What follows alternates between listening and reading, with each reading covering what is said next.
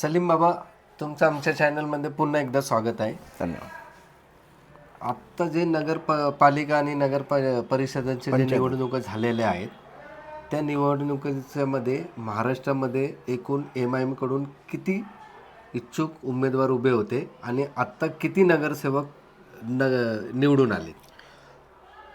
या ठिकाणी आपल्या प्रसारमाध्यमातून या ठिकाणी सांगू इच्छितो की MIM पक्षाने 162 जागा म्हणजे जवळपास 162 जागा महाराष्ट्राच्या पंचायती ज्या निवडणुका आहेत त्या निवडणुकीमध्ये आपले सभासद उभे केले होते.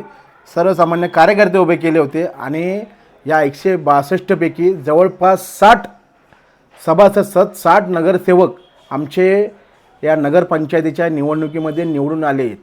त्याच्यामुळं काय आहे, सत्ताधारी महाविकास आघाडी महायुती यांनी गफलात राहू नये. काय आहे, सत्ता येणार सत्ता जाणार, पण MIM ही महाराष्ट्रामध्ये आणि भारतामध्ये आणि पुण्यामध्ये विशेष करून परिवर्तन घडून आणणार.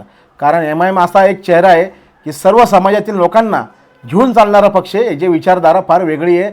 बॅरिस्टर असुद्दीन ओवैसी यांचे विचार असणारा हा पक्ष फक्त संसदेमध्ये नाही तर संबंध देशभरात या पक्षाला मानणारा, विशिष्ट समाजाची लोक आणि विशिष्ट करून सर्व समाजाला घेऊन चालणारा हा MIM आमचा हा पक्ष आहे.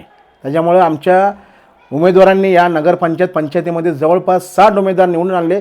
त्याबद्दल मी सर्व MIM पक्षाचे पदाधिकारी कार्यकर्ते, जे आमचे महाराष्ट्राचे अध्यक्ष आहे इम्तियाज जलील साहेब, पश्चिम महाराष्ट्र आमचे कोऑर्डिनेटर सहसचिव शफीउल्लाह काजी साहेब, त्याचप्रमाणे आमचे पुणे जिल्हा कोऑर्डिनेटर मुनोर कुरेशी साहेब, या सर्वांनी या ठिकाणी आनंदोत्सव या ठिकाणी साजरा केला. मी माझ्या मतदारसंघामध्ये कसबा मतदारसंघामध्ये पण या ठिकाणी आनंदोत्सव साजरा केलेला आहे. कारण आमच्या पक्षाने जवळपास 60 सभासद 60 नगरसेवक या ठिकाणी निवडून आलेले आहेत.